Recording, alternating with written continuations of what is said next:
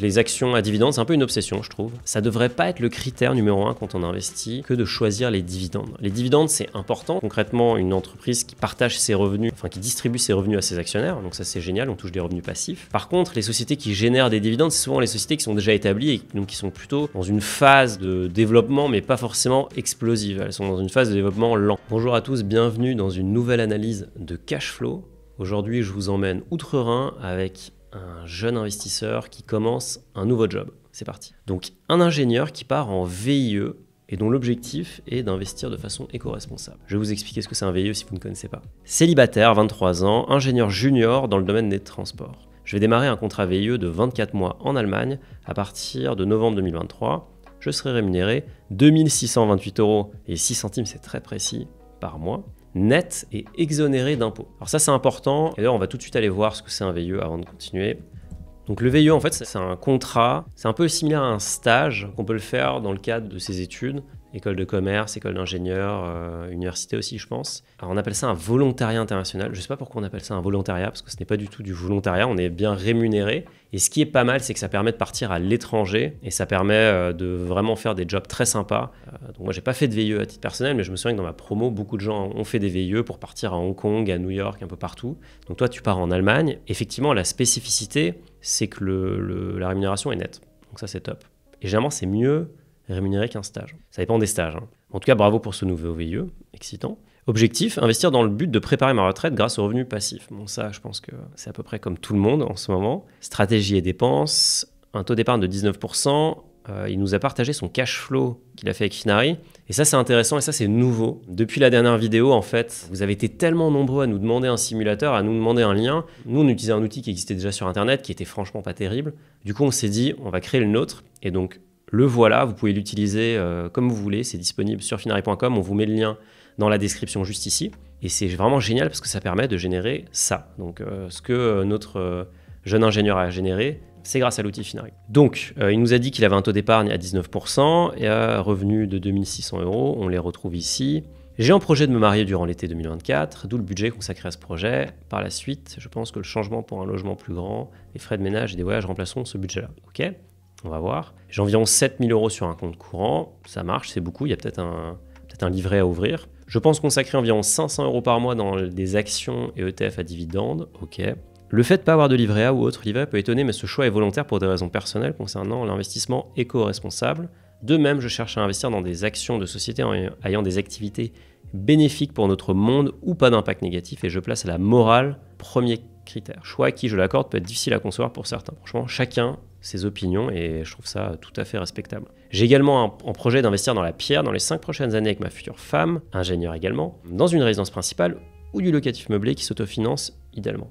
Toujours le cas idéal. Question, étant donné que je souhaite investir de manière socialement responsable, vaut-il mieux que je consacre tout dans l'immobilier ou quand même investir une partie dans des ETF actions, dans des actions et ETF qui rapporteront sans doute un peu moins que la normale? Alors ça, j'en suis pas sûr, mais on va regarder déjà ton budget avant de répondre à cette question.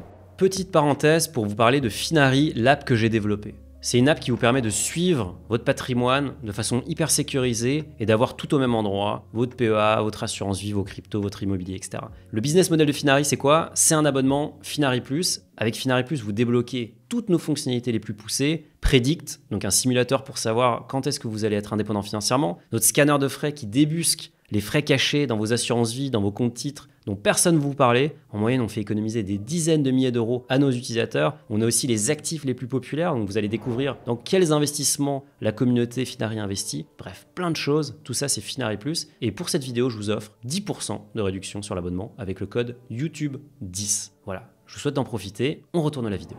Donc ton budget, 2600 € qui rentrent net. Mettez bien le net à gauche en entrée. Vous pouvez le mettre juste ici en dessous, au-dessus dans les revenus. Tous les impôts, de toute façon, c'est une dépense, donc ça sert à rien de la marquer ici. On veut vraiment se concentrer sur les dépenses qu'on contrôle. Les impôts, malheureusement, c'est obligatoire.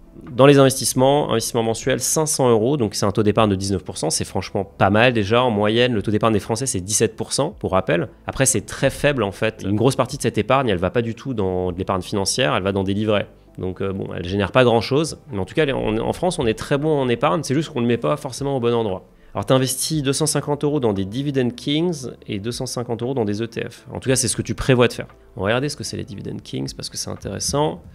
Alors les ETF, c'est un peu une obsession. Les ETF, les actions à dividendes, c'est un peu une obsession, je trouve. Ça devrait pas être le critère numéro 1 quand on investit que de choisir les dividendes. Les dividendes, c'est important, c'est concrètement une entreprise qui partage ses revenus, enfin qui distribue ses revenus à ses actionnaires, donc ça c'est génial, on touche des revenus passifs. Par contre, les sociétés qui génèrent des dividendes, c'est souvent les sociétés qui sont déjà établies et donc qui sont plutôt dans une phase de développement, mais pas forcément explosive. Elles sont dans une phase de développement lent, donc c'est les entreprises qui sont bien établies. Maintenant, est-ce que c'est les entreprises qui font le plus de croissance? Est-ce que Google, par exemple, distribue des dividendes? Alors, je ne sais plus s'ils distribuent des dividendes en ce moment, mais typiquement, Apple distribue des dividendes, mais ils sont très faibles. Microsoft aussi, mais ils sont très faibles. Tesla ne distribue pas de dividendes. Mais est-ce que la croissance de l'action n'est pas plus importante que le dividende généré? Donc, c'est vraiment une question à vous poser. D'ailleurs, je viens d'enregistrer un Finary Talk avec un expert du sujet, un ancien trader qui s'appelle Xavier Delmas, qui est vraiment excellent. Il a passé 15 ans sur les marchés, donc il connaît le sujet par cœur. Il m'a donné son avis sur la question, donc si le talk est disponible, je vous mets le lien ici, sinon il sera disponible dans quelques semaines sur notre chaîne. En tout cas, c'est quoi les Dividend Kings? C'est les sociétés qui ont des ratios de paiement de dividendes très élevés. Donc là, on peut voir ici, hop, est-ce qu'ils vont montrer des sociétés? Voilà, donc là, par exemple, ils montrent une société américaine qui s'appelle Farmers and Merchants Bancorp. Et donc là, on voit que le yield du dividende, enfin le taux de distribution, donc c'est le ratio entre le dividende distribué par an et le prix de l'action, il est à 11,9%. Donc c'est énorme. Et surtout, c'est des sociétés qui distribuent un dividende de façon pas certaine, mais en fait, elles ont un historique de distribution qui est très très bon. Donc c'est ça les Dividend Kings. Il y a même mieux que les Dividend Kings. Je te le donne un petit tips. C'est les dividendes aristocrates. C'est quoi les dividendes aristocrates? En fait, c'est des sociétés qui distribuent des dividendes depuis plus de 50 ans de mémoire. Non, c'est 25 ans. Et il y a même des sociétés qui distribuent des dividendes depuis plus de 50 ans. Et donc là, tu vas voir la liste. Donc tu as des sociétés qui sont énormes. Tu as 3M par exemple. Qu'est-ce qu'on peut connaître aussi? Caterpillar, Chevron, c'est du pétrole. Coca-Cola aussi est très connu. Et il y a des ETF qui permettent d'investir dans les Dividend Kings, ou les dividendes aristocrates d'ailleurs. On peut les voir ici, il y en a plein. Donc par exemple, un dividende aristocrate, celui-ci, mais il y en a plein d'autres. Il suffit d'aller sur Google, taper ETF dividende aristocrate. En soi, je trouve que c'est une bonne idée d'investir dans des sociétés qui versent des dividendes parce que ça va te générer des revenus. Maintenant, en fait, en fonction du temps que tu veux y mettre, la question à te poser, c'est est-ce que tu as envie de vraiment consacrer beaucoup de temps à chercher les bonnes sociétés, les sélectionner en fonction de certains critères, etc. C'est à toi de voir. Spoiler, en gros, les particuliers et les traders professionnels non plus, d'ailleurs, n'arrivent pas à battre le marché. En tout cas, 90% d'entre eux n'y arrivent pas. Donc en général, un ETF, c'est plus simple parce que ça permet d'avoir la performance du marché qui est déjà très bonne sur le long terme. Donc c'est à toi de voir. Sache qu'il y a des ETF qui permettent d'aller chercher spécifiquement les dividendes. Par contre, tu auras un problème parce que c'est pas forcément des sociétés qui vont respecter les critères que tu veux en termes de responsabilité environnementale, morale, etc. Et d'ailleurs, sur ça, il y a un ETF qui est assez connu qui s'appelle, c'est un indice, mais il y a des ETF qui se basent sur cet indice, c'est le MSCI World PAB, donc Paris Aligned Climate.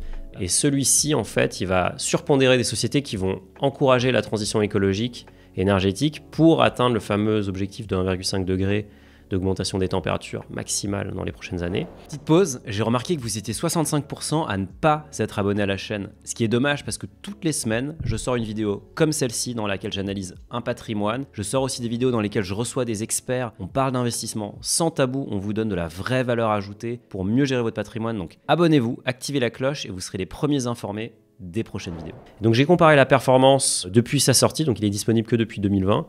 Mais donc là tu vois en bleu la courbe du MSCI World classique que tu peux avoir dans ton PEA et le MSCI World PAB. Donc tu vois que c'est quasiment la même chose, c'est un peu moins bon, mais en tout cas sache que ça c'est une option qui existe pour aller investir de façon plus responsable. Ça ne veut pas dire que ça ne va pas investir dans les sociétés qui sont un peu irresponsables et qui vont faire des choses qui vont détruire la planète. Ça, malheureusement, ça reste très difficile dans les marchés boursiers, il faut se le dire très clairement. On continue sur ton budget, le loyer, ok, taxes radio, les courses, 150 €, ça me semble vraiment très faible. Bon, j'ai vécu en Allemagne, je sais que c'est moins cher qu'en France, mais 150 € par mois, ça semble vraiment très peu. Donc, je ne sais pas ce que tu vas manger, peut-être que ça se compense avec le restaurant, mais ça me semble pas beaucoup. Finary Light, qu'est-ce que c'est? Alors Finary Light, c'est intéressant parce que c'est notre nouvel abonnement, je vais vous montrer. C'est un abonnement qu'on a sorti il y a quelques mois maintenant. Et en fait, on s'est rendu compte qu'il y a beaucoup de gens qui voulaient avoir simplement tous leurs comptes synchronisés sur Finary. Ils ne voulaient pas forcément avoir les insights, ce que permettait l'abonnement Finary Plus à 10 € par mois. Donc on a sorti Finary Lite. Et Finary Lite permet d'avoir les synchronisations illimitées pour 3,75 € par mois. Donc c'est vraiment pas cher. Vous n'aurez pas les insights, mais vous pouvez connecter plus de 20 000 établissements. Quoi d'autre? Tu fais du 5, très cool. Tu vas au musée, c'est très bien. Le mariage. 1047 €, c'est très précis, je pense que tu as déjà un budget très précis en tête. On va voir combien ça coûte un mariage en moyenne. 17 000 €. Ah oui, ce qui est pas mal, je pense, c'est un coût par invité. Donc là, on voit entre 150 et 244 € par invité. Mais en tout cas, vu que c'est... Alors, c'était quand ton mariage? C'était en été 2024. Ouais, je pense que tu vas être large pour faire un très beau mariage. En tout cas, si ton budget est aux alentours de 20-25 000 €, tu vas être largement dans tes clous. Deutschland Ticket, vous apprécierez l'accent. Alors, qu'est-ce que c'est ça? Ça, c'est vraiment intéressant. En fait, c'est un ticket qui existe en Allemagne et qui permet de prendre le train de façon illimitée pour 49 € par an. Hein. Donc il y a plein de petites subtilités. Par exemple, on peut pas prendre les TGV allemands qui s'appellent les ICE, on peut que prendre les trains régionaux, mais on peut traverser l'Allemagne. De toute façon, en Allemagne, il y a beaucoup moins de trains rapides, donc le TGV roule, l'ICE roule beaucoup moins vite qu'en France. Il roule plutôt aux alentours de 200-250. Il y a très peu de traces en fait, de sillons, il peut vraiment rouler à fond. Donc c'est vraiment super. C'est un super moyen de se déplacer. Le réseau de trains allemand est plus dense qu'en France. Il est moins bon, je trouve, en termes de ponctualité, mais en tout cas, il est plus dense. Donc ça existe. Ça existe aussi en Autriche. Ça n'existe pas en France, malheureusement. Peut-être que la SNCF pourrait se réveiller sur ce sujet.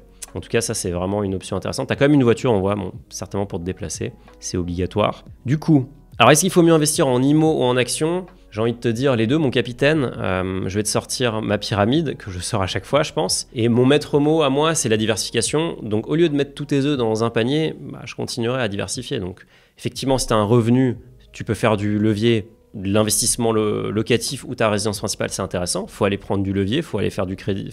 C'est intéressant de s'endetter pour ça, parce que c'est de la bonne dette. Maintenant, je n'opposerai pas les deux. Je continuerai à investir à la fois dans ton projet immobilier si tu veux, donc mettre de côté pour préparer un apport. C'est peut-être d'ailleurs les 7 000 € que tu as sur ton compte courant qui pourront faire ça. Mais continuer à investir dans des actions.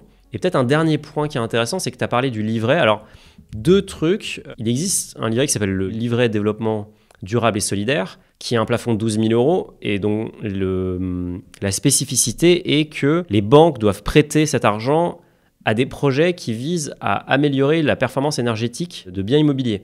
Donc ça pourrait peut-être être une option pour toi. Sinon, il existe aussi des banques écologiques, donc il y en a deux qui me viennent en tête. Il y a Helios, alors je ne connais pas du tout leurs offres, je ne suis pas client. Donc j'ai vu qu'ils avaient un compte pour épargner. Je ne sais pas exactement ce qu'ils font, mais je t'invite à regarder, ça pourrait être intéressant. Et il y a Greengot aussi, que je salue, qui sont des amis, qui eux n'ont pas encore un compte d'épargne, mais qui ont déjà un compte courant.